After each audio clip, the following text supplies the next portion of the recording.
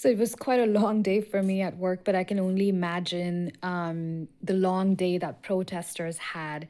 in Delhi, but also across other cities in India today, showing up, marching, and really, having the courage to demand collective accountability and action from this government.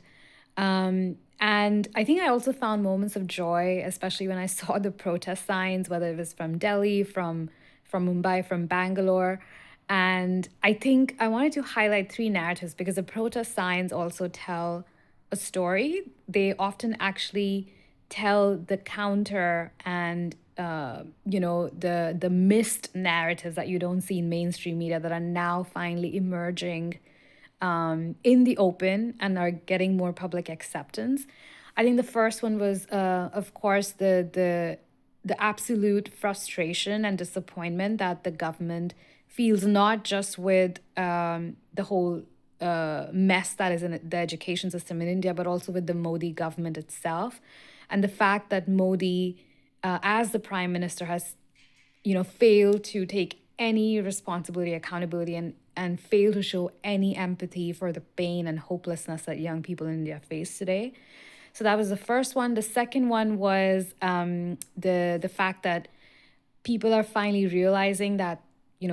rising up in numbers and demanding action collectively is what is going to drive the change, and we really need to cut across class, caste, creed, gender, professions, whatever it might be, to come together as Indian public demanding action. So the idea that people power is what is, more important and more powerful than those in positions of power. I loved it. And the last one, which I was pleasantly surprised to see, and this has been, of course, erased across mainstream media, but the fact that the rise of crony capitalism and the normalization of it, and the fact that Modi is colluding with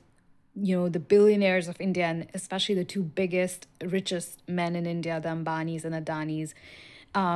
to basically destroy the Indian democracy and the rights of people. There was a protest sign where you can see Ambani and Adani kissing Modi, which is clearly symbolizing this collusion of power between the state and the corporate interest, and how it's really stripping India of its resources, of its dignity, of its environment, and of people's rights. And I think these are the narratives that are the protests are finally sort of laying out into the open, and that was fantastic to see.